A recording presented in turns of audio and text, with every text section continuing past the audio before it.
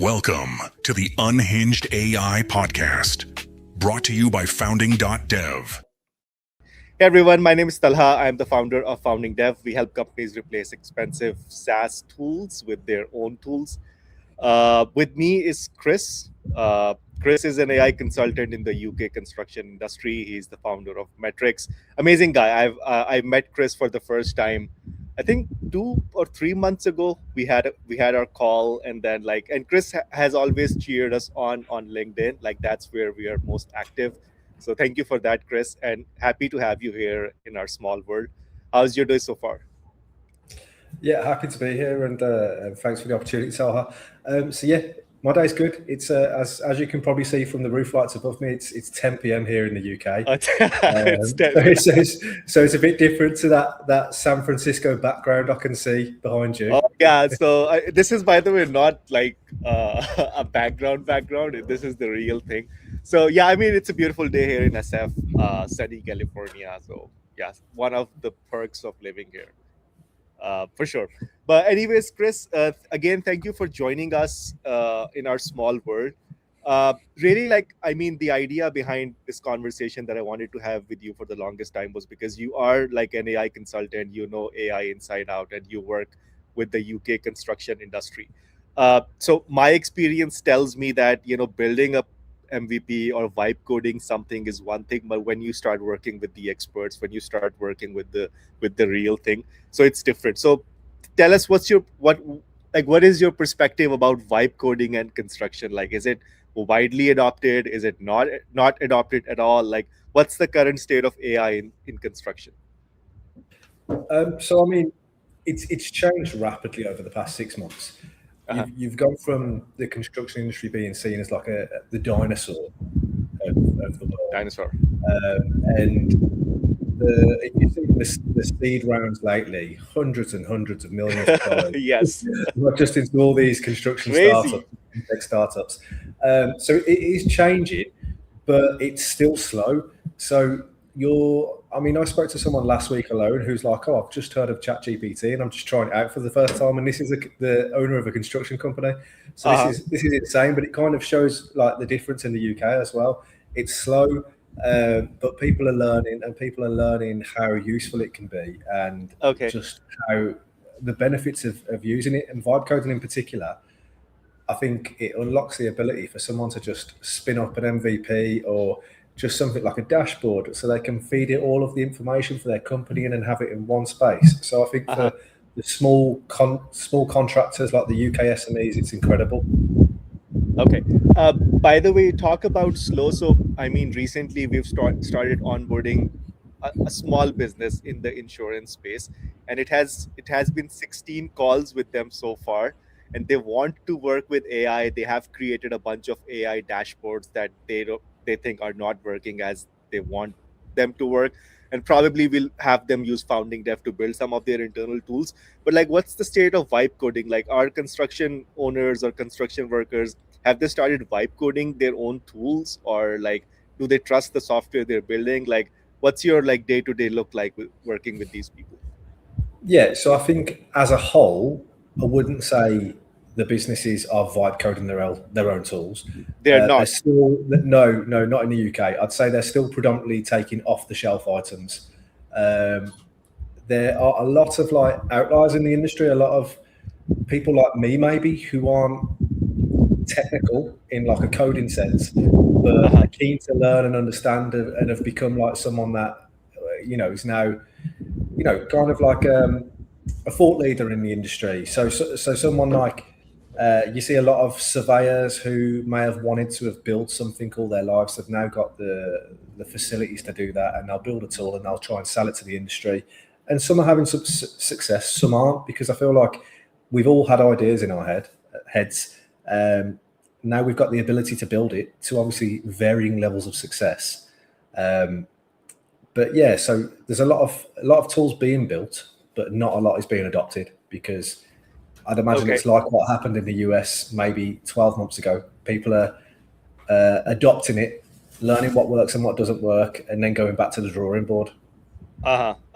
And I feel like this is a problem across the board. Like I come across business owners who probably tried working with Lovable or Replit and 200 other tools out there, built something, demoed it to their stakeholders and all, but then just left using it. And then the problems I see across the board is that the data, if it's an analysis tool, the data that shows up is not correct. There are like hallucinations happening here and there.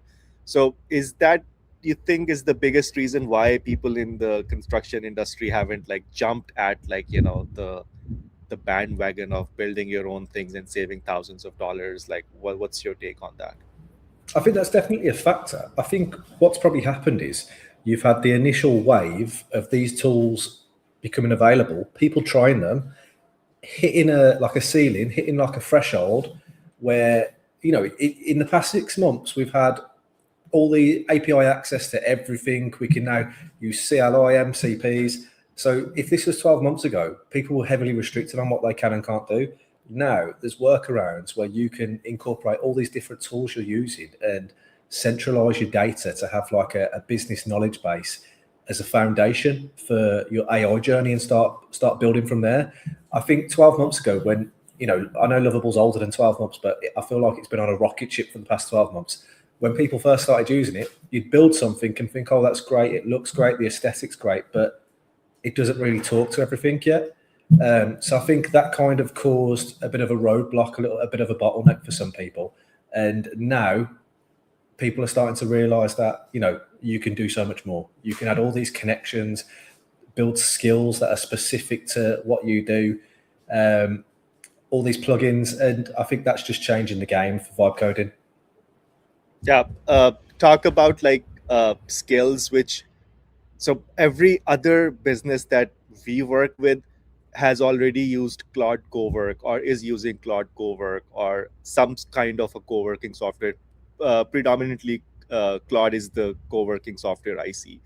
Uh, but they can't build their own skills. They don't know how to do it. They don't know how to build MCPs, or they literally like scraping, what do you call it, like just the surface here. So is it the same with the construction industry? Do they use co-working at all? What are some of the use cases they just use like co-working, AI co-working for?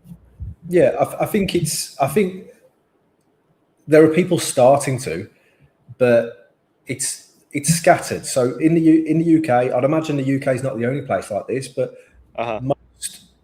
most companies, they choose whether they live in Microsoft 365 or the Google Workspace ecosystem. So naturally then they have Copilot or they have Gemini, and they might have like a free account on ChatGPT. You've got the barrage of people on LinkedIn saying, Claude's the best, let's go to Claude. So people are starting to migrate over. And typically when I'm working with a client, I'll show pros and cons. We'll do a bit of an evaluation, say, well, you should use this particular LLM. And it typically goes towards Claude just because I can say, like, show so many use cases and I can set you up and connect everything to it. And you can now, of a Monday morning, you can say, what have I got to do today? And it'll search your Gmail, it'll search your granola, it'll search your past your chat history and give you a to-do list. And so it's so simple. So I think people are coming around to it, but it's taken a bit of guidance. So a lot of what I do is basically helping companies understand what works best for them in their industry, saying, I've been doing this for a long time. I've been in the construction industry for 18 years. I've now transitioned into AI consultancy. So I've been on their side of the table. Now I'm on this side, but I'm here to help and show you what works best. And here's the proof. Here's the receipts for why it works best. And, here's case studies on, where I've done this with other people and why you should also do it. And a lot of that goes down to this core stack that I live and die by, Talha. Forget vibe coding for the time being. The core stack that I think everyone should live and die by is Claude. I run my business in Claude across code and co-work. But then Granola and Whisperflow. I feel like that is the perfect foundation for any AI journey. You can start your vibe coding through Claude Code. I personally use a lot of Cursor. But yeah, and I also use Lovable for some MVPs to play around with, and I use a lot of Bolt.no. But, I think it's good to dip your toes in these other tools as well to see what everyone's doing. because I've also built in Replit, Base 44, and it's just about, I don't know, seeing what works best for you. And the reason I kind of stick to Lovable and Bolt.no is quite an interesting one, actually. So about 14 months ago now, I had an idea for an app I wanted to build for the construction industry. It's about document management and document compliance. And this was like early in my like vibe coding journey. So I got some subscriptions to 4 different tools. So I built the same tool in Bolt.no, Lovable, Base 44, and Replit, and kind of did like an analysis on what ecosystem I want to live in. And I settled on Bolt. For me, Bolt was the best. I really enjoyed using it. Got the most out of it. So I tried and tested all of them. I still use all of them every now and then, but I kind of live in Bolt for some things. It's really good for ideation and really good for like demonstrating to clients what something could look like before we then start building it properly. But then Cursor is like my go-to for building like something I'm going to sell. Oh, that makes sense. By the way, yeah, I agree with you. Bolt and Lovables of the world are great for ideation. By the way, full disclosure, I stopped using Cursor like a year ago. Did not like it. I've never used Lovable. I've never used Bolt. Like, I mean, obviously there are huge competitors of ours, so I have to keep track of their features and all, but I never use it. The only thing that has impressed me a lot is the only thing like over the past few years is Claude Code itself. Like, honestly, you talk about, I mean, you spoke about API keys and all, building skills. You can run your whole business through Claude Code. Just like dump your Stripe API keys, your, I don't know, GA4 API keys, all the API keys you have into one scale, and then you should, I mean, you're able to query anything in your business. So that, I mean, I find it really powerful. But honestly, the more businesses we come across, the more we figure out that people haven't even figured this thing out. So, and then you talk about an AI foundation. So, like, kind of my question is, what is an AI foundation for a business anyway? Like, you know, is it just Claude Code with a bunch of APIs that like they turn into skills, or like what is an ideal foundation for any business? Like, I'm especially talking about small businesses, 50 to 100 people size. Yeah, so for me, the idea of foundation is choosing what ecosystem to live in and then picking your stack. So like I said, a lot of the time my go-to would be Claude, Granola, and Whisperflow. Granola, I tried and tested all these different note-taking tools. Granola is by far the best I've come across. The best. I don't know why, but the best. The best. Yeah. I don't know why. Whisperflow as well. When I think that's a big learning curve for someone to be able to talk to their laptop and feel comfortable with it. But I just feel like it's such a time win. The amount of like being able to just dictate 200 words per minute instead of typing maybe 50 or whatnot, and removing that blocker that I've always had where I've got to think what I want to type, but then I've got to think how I want it to sound. Well, now I'll just do a brain dump. I'll just say loads and loads of like just dribble. I'll just say loads of stuff. But in there will be some gold, and Claude will like something, it'll find a nugget and run with it. So that's the tech stack foundation, I'd say. But then when I talk about a foundation for a company to build on, so my whole business, it's an AI adoption consultancy. So the idea is I work with a company that they might not have used AI, they might be trialing it and testing it, but typically they're new to it. We'll look at where they're at, what tools they're using, centralize it so they're not using all these different tools. Pick a stack, like I said then, but then we'll look at getting your foundations in place, which to me is centralizing all your document management storage. So you know, like the idea of the Andre Carpenther of building a business brain using Obsidian. Business brain. Yeah. So I feel like that is the foundation that every business should have. And that's the perfect building blocks to start their AI journey. Because if you've got that in place and you've got the right tools in place, I feel like you can then do anything. You can, you know, going from there, there's not much you can't do. It's a perfect starting point. It's also that idea of just cleaning your data to get to that point and having it all in one place that's accessible to everyone. So say if a company has a team plan on Claude, everyone can access the same assets, can access the same like branding assets as well, so they can create documents that are all going to look the same. I think that's the biggest unlock.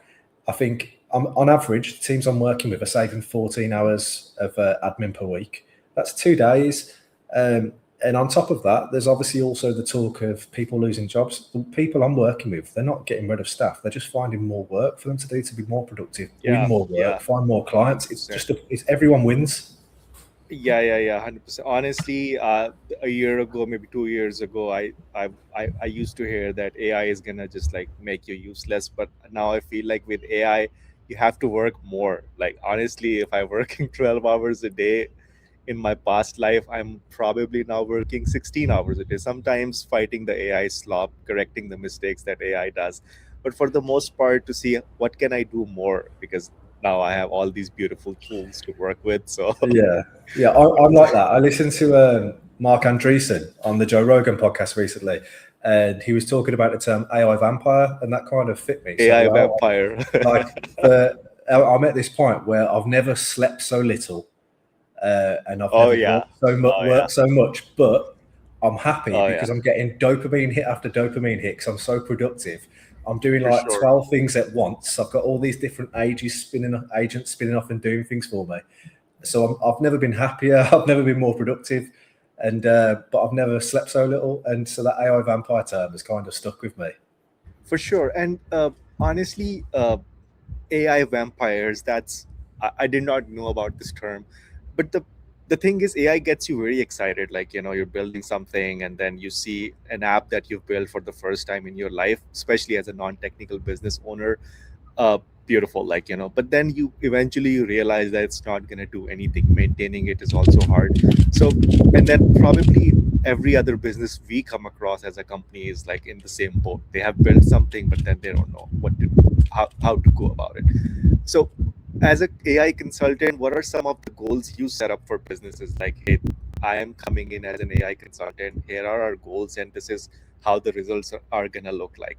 The reason I asked this question is because maybe all the other businesses out there that are listening to us right now can learn something from your experience. That what are some of the goals, the tangible goals or goals that make sense when you're working with AI?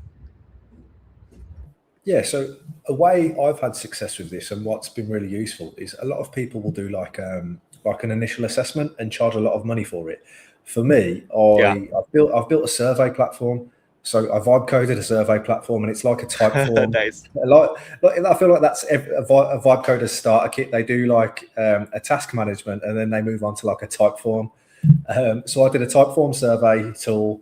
I bought the domain watchyouraiscore.com. And so now I run surveys. Okay. So I run Interesting. surveys through that for new clients, for like client discovery, where they can go through. They'll take about 20 minutes. They'll put loads of data in about what tools they're using, what is taking all their time up, inefficiencies, where they'd like to be, where they currently are, members of staff, all of this stuff. It captures all this data, and then it gives them like 3 quick wins. But also we can build a strategy off the back of it. So they get that for free. But then I can work with them to say, this, you've said like, oh, you're spending 6 hours a week drafting quotes. Why we can build you a quoting tool that is going to have the branding assets in. It's going to have all historical pricing. It's going to be able to scrape live pricing data off the internet. And now you go from spending 6 hours writing quotes to 10 minutes. And, I still live and die by this idea of 10-80-10. If you put 10% in, let AI do 80% of the work, and then you still got to give it 10% of review before a client ever sees it. I live and die by that. But that 80% of just letting like an agent go and do all this work for you, it's changing people's businesses. Nice. So that's a big thing. So quoting for these contractors is huge. Tendering for jobs. I mean, for my clients alone, I've tendered and won £4.8 million since June last year. And all of that has been with the AI workflows I've installed for these companies. And that's been a game changer. This is work that these companies wouldn't have typically gone for, but it's like, we can scrape all these opportunities now off these tender websites and let's start looking at some work. So this is bringing in extra work. It's adding all these different revenue channels for people. Like I'm able to add different revenue channels to me with the use of AI. My knowledge is now adding these different channels for my clients as well. But how do you then, I mean, I have so many questions around this, but and the most burning question I have right now is that how do you prepare these customers for possible hallucinations or mistakes done by AI? I firmly believe that AI is nothing without human supervision right now, right? I mean, you can't just leave it on its own. For example, like I came across a company that claims that they have created an AI receptionist that never lets you lose any deals. But at the back end, it's a consulting firm as well, where they're taking the calls with the help of AI, obviously, but as humans, they are qualifying the leads and all. So my point is, when you work with businesses, and how do you set up the expectations with AI, and how should we all set up expectations working with AI? You're on mute.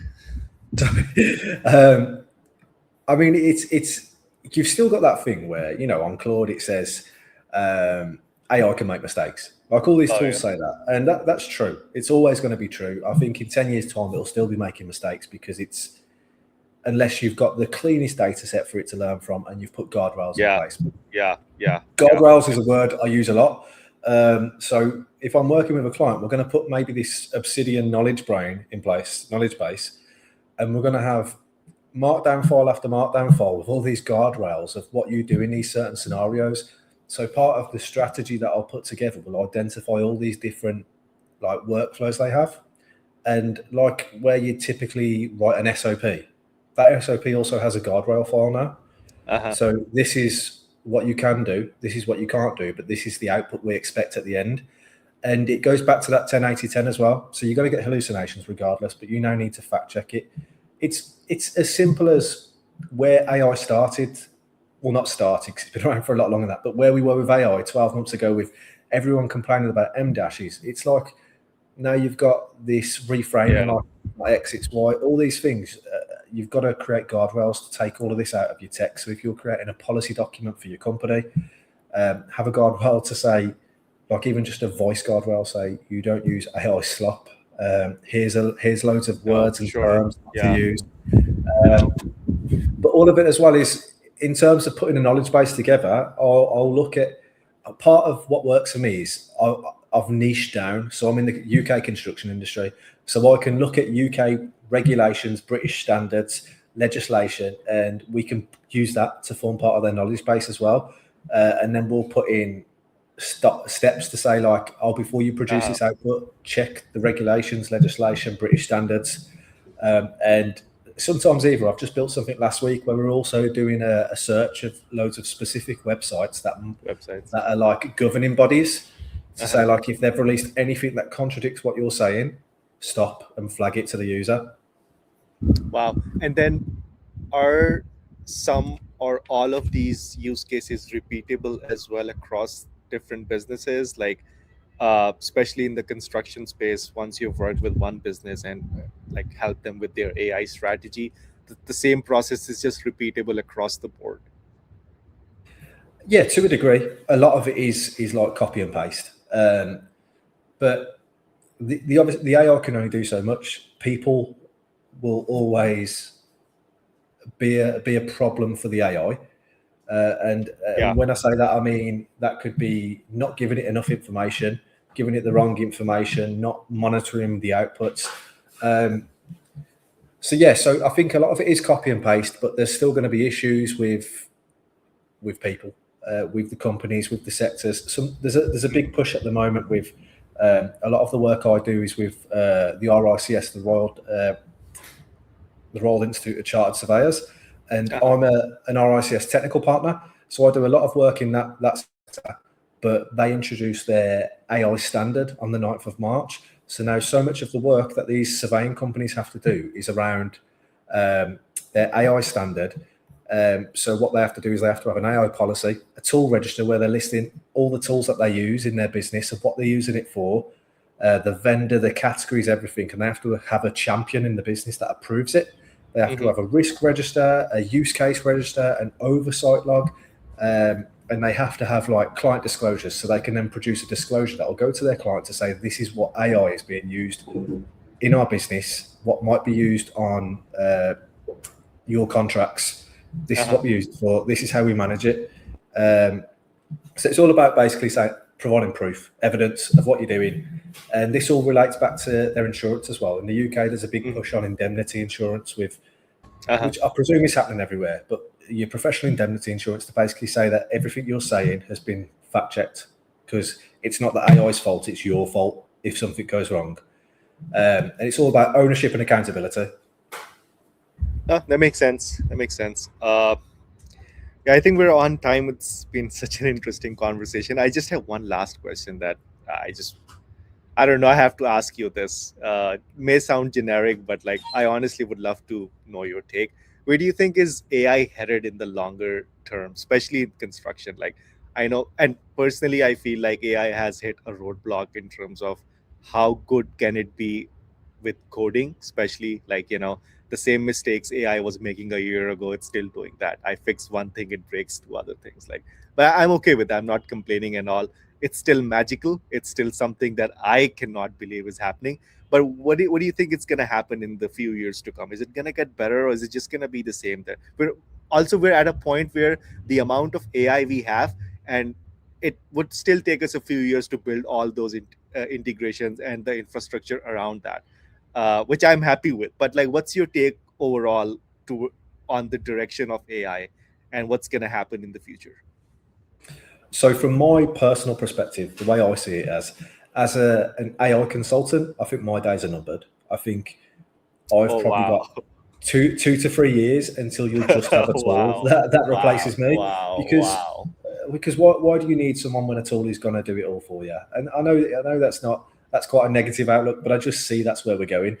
But in terms of the industry, what I've started doing, we've gone from building specific tools, like I mentioned, like a quoting tool. I've been building content machine tools where it will create a knowledge base for a company, and then it will look at like their LinkedIn history and start creating posts based on their brand and stuff. Create all these tools for like project management, everything that a construction industry would need.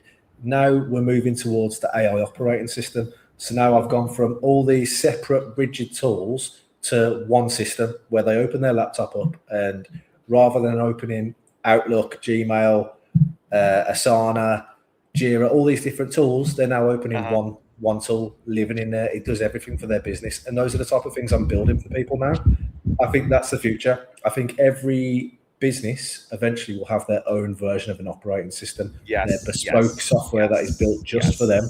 Because it's easy to get something off the shelf, but often you're paying for features you don't want or need. Why not just pay for exactly what you want and optimize how you run your business? That's the way I see every business going. And that's kind of where my future's going as well. That's what I'm kind of trying to sell at the moment. Let me build you an operating system because it just makes so much sense.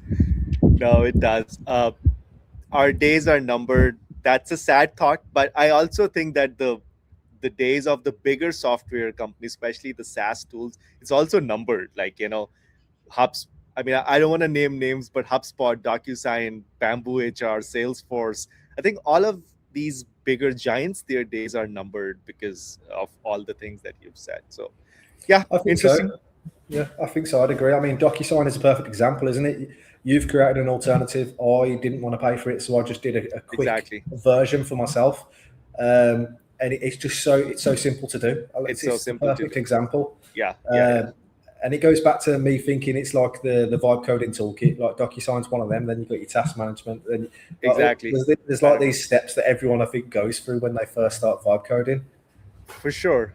Yeah, I agree. But you would be surprised. We come across companies which still pay $50,000 a year for DocuSign, and internally, so there are a few things that we call commoditized workflows. And e-signing's 20 years old. Maybe it's highly commoditized. Still, companies are paying $50,000 for it. I don't know how long is it gonna be, but it is what it is right now. That's crazy. Yeah, it's crazy. Thank you, Chris, for joining us. For everyone who's watching us, feel free to check out Chris's company, Metrix. I'm impressed. And also, if you get the time, feel free to check us out at founding.dev. Thank you, Chris, for joining us again. Yeah, thank you, Talha. Yeah, Thank you. thank you. Bye.